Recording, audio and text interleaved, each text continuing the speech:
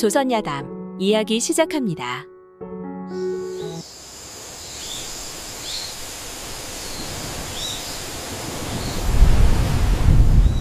전라도 서남쪽 바닷바람이 거세게 부는 고을에 부모를 일찍 잃은 사내 아이가 하나 있었습니다.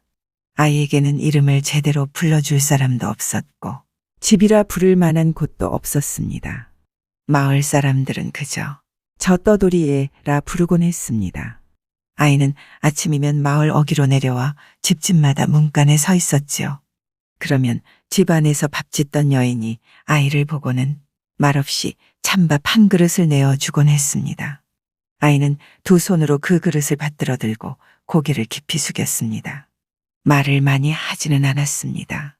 고맙습니다. 밥을 먹고 나면 아이는 마을을 떠났지요. 낮에는 장터나 논둑을 따라 걷다가 해가 기울면 산기슭으로 올라갔습니다. 산 아래에는 비바람을 조금은 피할 수 있는 굴 같은 곳이 있었습니다. 오래전에 나무꾼이 쓰던 움막이 무너진 자리였지요. 아이는 거기에 볏짚을 모아 잠자리를 만들었습니다. 밤이 되면 바람이 바다에서 밀려왔지요. 굴 입구에서 바람이 울면 아이는 무릎을 끌어안고 웅크리고 앉아 있었습니다. 그러면서도 눈을 감으면 낮에 들었던 사람들의 말소리를 되뇌었지요.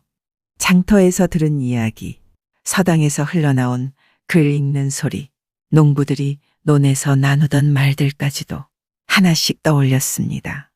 아이는 이상하게도 들은 것을 잘 잊지 않았지요. 몇 해가 그렇게 흘러 아이는 어느새 키가 훌쩍 자랐습니다. 마을 사람들은 더 이상 아이를 동정하지 않았고 대신 일을 시키기 시작했지요. 어느 집에서는 장작을 패게 했고 어느 집에서는 물을 길어오게 했습니다.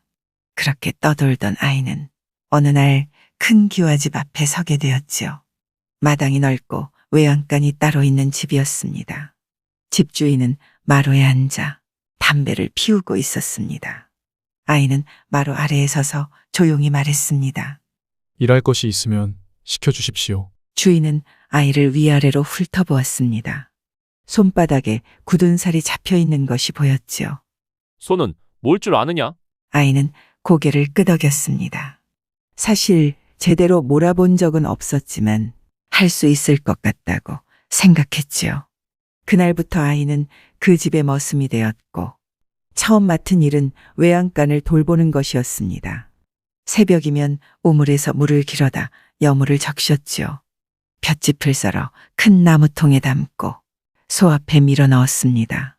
소는 묵직한 숨을 내쉬며 여물을 씹었고 아이는 그 모습을 가만히 지켜보았지요. 낮에는 밭에서 거름을 나르거나 장작을 팼습니다.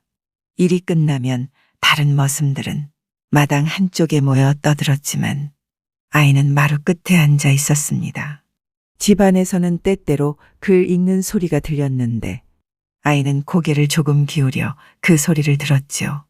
무슨 뜻인지는 다 알지 못했지만 소리의 흐름을 귀에 담아두었습니다. 밤이 깊어지면 외양간은 조용해졌고 소가 아이 여물을 씹는 소리만 낮게 울렸습니다. 아이는 외양간 뒤쪽 작은 화덕에 불을 지피고는 그 앞에 앉아 가만히 손을 녹였지요. 그렇게 하루가 지나가고 또 하루가 지나갔습니다. 머슴으로 들어온 지 몇 달이 되자 일손도 제법 익숙해지고 아이의 몸은 제법 단단해졌습니다. 하지만 아이의 눈은 여전히 다른 곳을 보고 있었지요.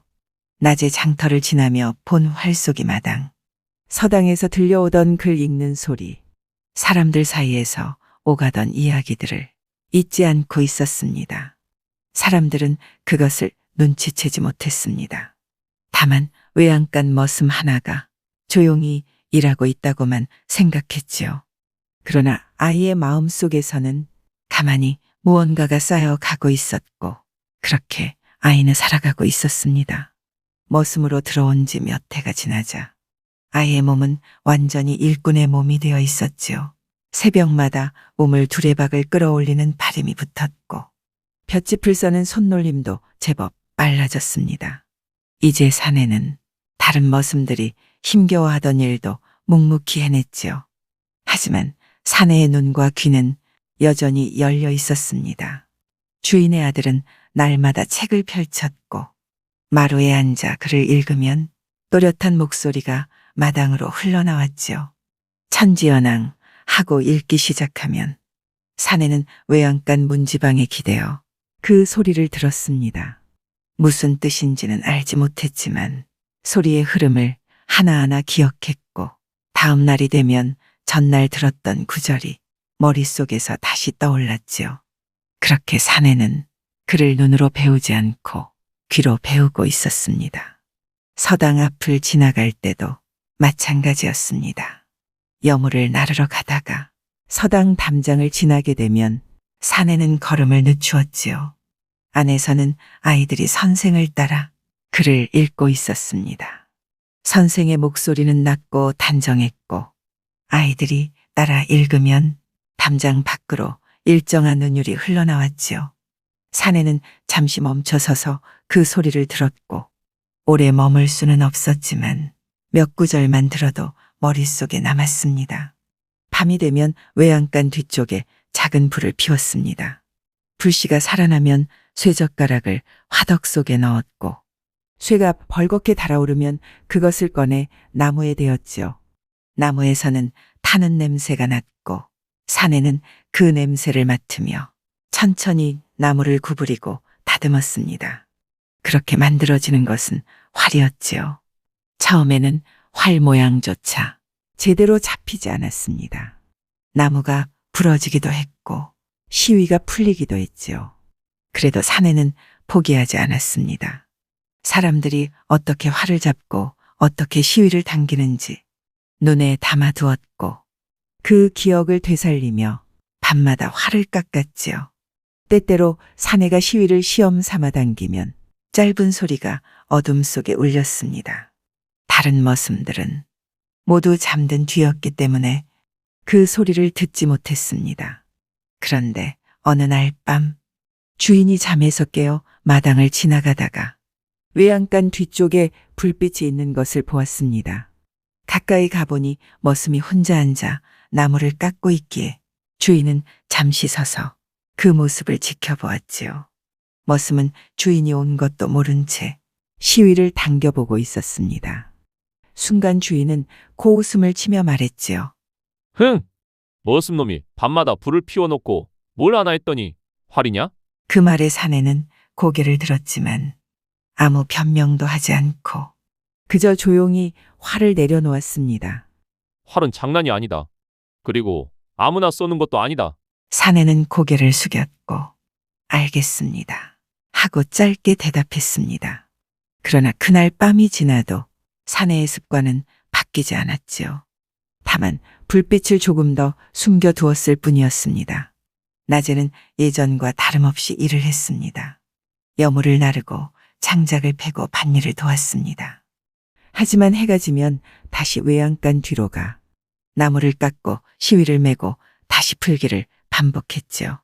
활은 조금씩 모양을 갖추기 시작했고 사내는 그 활을 들고 가만히 시위를 당겨보았습니다. 시위가 팽팽해지자 짧은 떨림이 손끝으로 전해졌고 사내가 잠시 눈을 감자 낮에 보았던 활 속의 마당이 떠올랐지요. 바람이 불던 들판, 멀리 서 있던 관역, 사람들이 숨을 죽이던 순간이 생각났습니다. 그때 사내는 처음으로 생각했지요.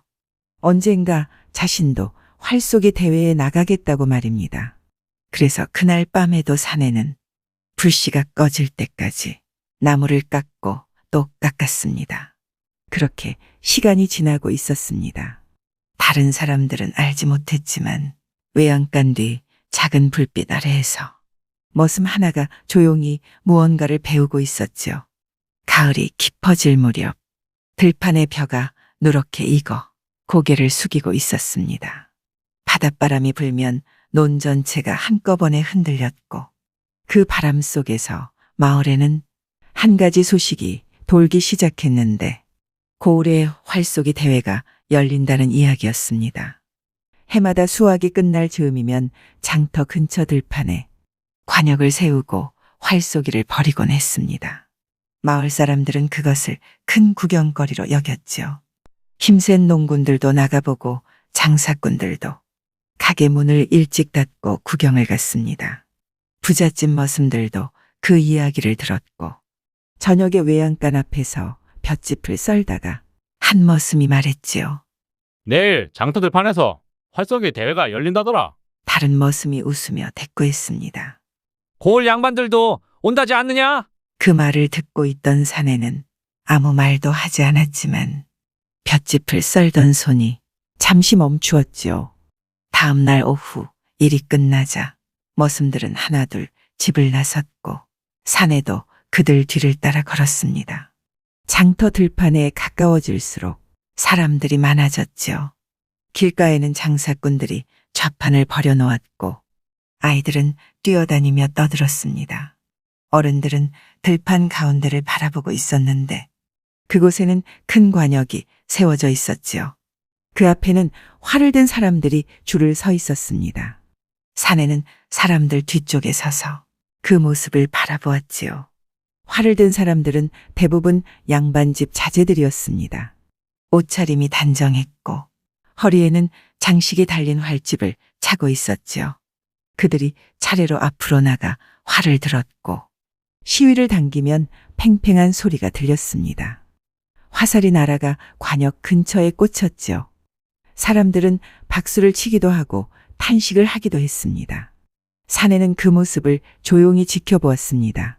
밤마다 외양간 뒤에서 활을 잡던 기억이 떠올랐지요. 손끝의 감각도 그대로 살아있는 것 같았습니다. 그때 머슴들 사이에서 웃음소리가 터졌지요. 저기 외양간 머슴도 구경 왔네. 누군가 사내를 가리키며 말하자 다른 사람들이 힐끗 바라보았습니다. 저런 놈도 활쏘기 보러 오나? 그 말에 몇 사람이 피식 웃었지요. 사내는 그 말을 들었지만 얼굴을 돌리지 않았고 그저 들판을 바라보고 있었습니다. 잠시 뒤 한 사람이 관역을 크게 벗어나자 구경꾼들 사이에서 웅성거림이 일었지요. 그 틈에서 누군가 말했습니다. 활은 힘만 있다고 되는 게 아니다. 그 말을 듣는 순간 사내의 손이 조금 움찔했지요. 잠시 뒤 활을 쏘는 차례가 비었습니다. 몇 사람이 물러나고 새로운 사람이 나와야 했는데 아무도 나서지 않자 사내가 앞으로 한 걸음 나섰지요. 사람들이 고개를 돌려 그를 보았는데 그는 외양간에 이름 없는 머슴 아니겠습니까? 더구나 허리에 화려한 활집도 없었고 손에는 밤마다 깎아 만든 어설픈 활이 들려 있었지요. 그때 누군가 큰 소리로 말했습니다. 머슴놈 주제에 활을 쏘겠다고? 사람들 사이에서 웃음이 번졌습니다. 저놈이 관역 마치면 내가 술을 한 동이 사겠다. 사내는 아무 말도 하지 않았고 그저 들판 가운데로 걸어갔지요. 발걸음은 느렸지만 멈추지 않았습니다. 관역 앞에 서자 바람이 얼굴을 스쳤지요. 수십 명의 사람들이 둘러서서 지켜보는 가운데 사내는 천천히 활을 들었습니다. 왼손으로 활을 잡고 오른손으로 화살을 얹었습니다. 그리고 힘줘 시위를 당기자 팽팽한 떨림이 손끝으로 전해졌지요. 밤마다 외양간 뒤에서 느끼던 바로 그 감각이었습니다. 사내는 잠시 숨을 멈추더니 가만히 시위를 놓았지요. 그런데 화살은 곧장 앞으로 날아가지 않았습니다. 예상보다 훨씬 높이 하늘로 솟아올랐지요. 사람들의 시선이 동시에 위로 향했습니다. 화살은 햇빛 속으로 들어가더니 점처럼 작아졌고 구경꾼들 사이에서 웅성거림이 커졌지요. 저거 어디로 떨어지려고 저러냐? 누군가 소리쳤고 사람들은 본능적으로 뒤로 물러났습니다. 화살이 어디로 떨어질지 알 수 없었기 때문이었습니다. 그러나 이상한 일이었습니다. 시간이 지나도 화살이 내려오지 않았지요. 사람들은 서로 얼굴을 바라보았습니다. 들판에는 묘한 침묵이 내려앉았고 사내는 활을 내려놓은 채 가만히 서 있었지요. 그 화살이 어디로 갔는지 아무도 알지 못했습니다. 그때 장터 쪽에서 급하게 달려오는 사람이 하나 보였습니다. 숨을 헐떡이며 들판으로 뛰어오는데 가만 보니 그 큰 기와집 하인이었지요. 그가 사람들 사이로 파고들며 큰 소리로 외쳤습니다. 누가 방금 화살을 쏘았습니까? 사람들이 웅성거리며 서로를 바라보았습니다. 우리 대감댁 별당에 화살이 떨어졌습니다. 그 말이 나오자 사람들 사이에서 놀란 소리가 터졌는데 장터 들판에서 부잣집 별당까지는 꽤 거리가 있었기 때문이었지요. 누군가는 믿기지 않는다는 듯 웃었습니다. 그게 말이 되느냐? 하지만 하인은 숨을 고르며 고개를 끄덕였지요. 지붕을 스치고 앞마당으로 떨어졌습니다. 지금 아씨께서 화살을 들고 계십니다. 그 말을 듣자 사람들의 시선이 한꺼번에 사내에게 쏠렸습니다. 조금 전 하늘로 화살을 쏘아 올린 사람이 바로 그였기 때문이었지요. 잠시 뒤 사람들이 별당에 있는 큰 기와집으로 몰려갔습니다. 넓은 대문을 지나 앞마당으로 들어가자 사람들이 둘러서 있었고 앞마당 가운데에는 젊은 여인이 서 있었습니다. 고운 비단 치마를 입고 있었고 손에는 화살 하나가 들려 있었는데 조금 전 지붕을 스치며 떨어진 바로 그 화살이었습니다. 이 화살을 쏜 사람이 누구인가요? 그 말에 사람들이 물러서며 사내를 가리켰죠. 여인은 사내를 바라보았고 사내는 여전히 고개를 약간 숙이고 있었습니다. 마당 가장자리에서 누군가 작은 목소리로 말했습니다. 저 사람은 머슴이라던데. 다른 사람이 대답했습니다. 외양간을 맡은 머슴이라더라. 그 말이 퍼지자 사람들의 표정이 조금씩 달라졌습니다. 방금 전까지 놀라움으로 가득했던 얼굴에 이제는 망설임이 떠올랐습니다. 그때 여인이 한 걸음 앞으로 나섰습니다. 그리고 조용히 말했습니다.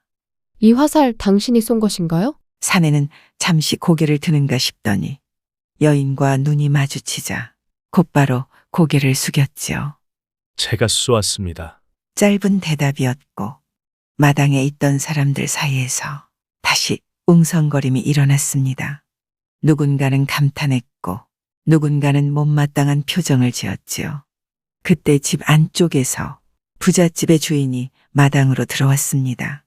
연세가 있는 사람이었지만 걸음걸이는 당당했지요. 그는 먼저 딸의 손에 들려있는 화살을 바라보더니 이어 고개를 숙이고 있던 사내를 보았습니다. 이 화살을 내가 쏘았느냐? 주인의 목소리는 낮고 단정했습니다. 예, 그렇습니다. 주인이 사내의 옷차림을 보니 낡은 옷을 입은 머슴으로 보였지요. 손바닥에는 굳은 살이 두껍게 잡혀 있었고 활을 오래 잡은 손이 아니라 거친 일을 오래 한 손이었습니다. 그러나 주인의 눈에는 방금 전 장면이 아직 남아 있었습니다. 별당 지붕을 스치고 정확히 마당으로 떨어진 화살. 그때 옆에 서 있던 큰딸이 입을 열었습니다. 아버지, 주인은 딸을 바라보았습니다. 무슨 말이냐? 여인은 잠시 생각하는 듯하다가 말했습니다. 이 화살이 별당 안으로 떨어졌습니다. 그 순간 저는 이상한 생각이 들었습니다. 사람들이 조용히 귀를 기울였지요. 여인은 계속 말했습니다. 저 화살이 이곳으로 온 데에는 이유가 있을 것이라 생각했습니다. 주인은 딸의 말을 가만히 듣고 있었습니다. 여인은 사내를 바라보며 말했습니다. 장터에서 이곳까지는 누구의 화살도 쉽게 닿을 수 있는 거리가 아닙니다. 그런 솜씨는 우연으로 되는 일이 아니지요. 마당에 있던 사람들은 아무 말도 하지 않았습니다. 여인은 조금 더 또렷한 목소리로 말했습니다. 저 사람과 저는 인연이 있는 것 같습니다. 그 말이 나오자 사람들 사이에서 작은 탄성이 흘러나왔습니다. 주인은 잠시 눈을 감았다가 떴습니다. 무슨 뜻이냐? 여인은 조용히 대답했지요. 저 사람과 혼인하고 싶습니다. 마당이 순간 얼어붙은 듯 조용해졌습니다. 머슴이 부잣집 딸과 혼인한다는 말은 쉽게 들을 수 있는 이야기가 아니었기에 몇 사람은 서로 얼굴을 바라보았고 어떤 사람은 고개를 저었지요. 그러나 여인은 물러서지 않았습니다. 사내는 그 말을 듣고도 아무 말이 없었지요.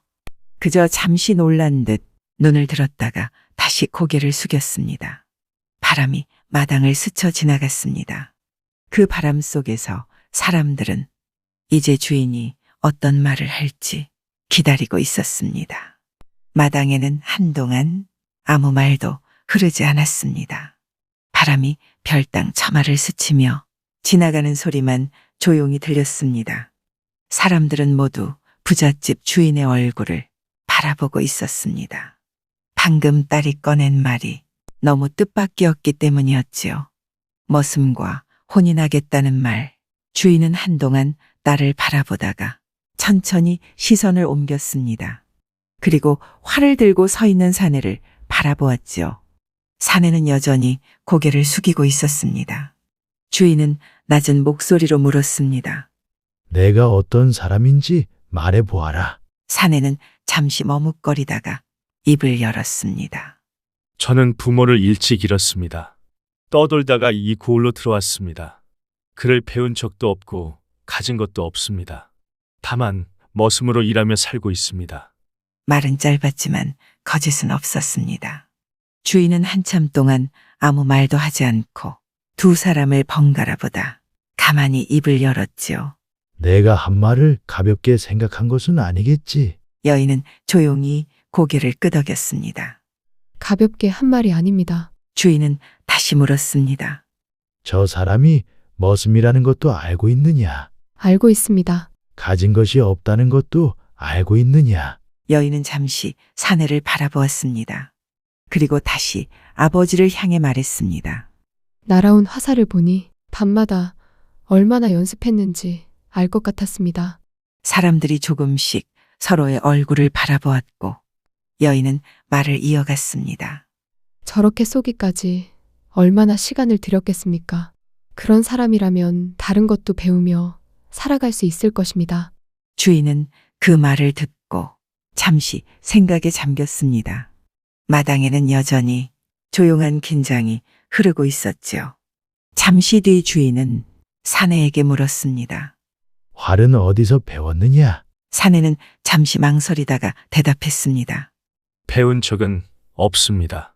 그럼 어찌 그렇게 멀리서 쏘았느냐? 장터에서 사람들이 쏘는 것을 보았고 밤마다 외양간 뒤에서 활을 만들어 연습했습니다. 그 말을 들은 몇 사람이 놀란 눈으로 사내를 바라보았지요. 주인은 그 말을 잠시 되새기는 듯했습니다. 누가 가르쳐 준 것이 아니라 혼자 익혔다는 말이냐?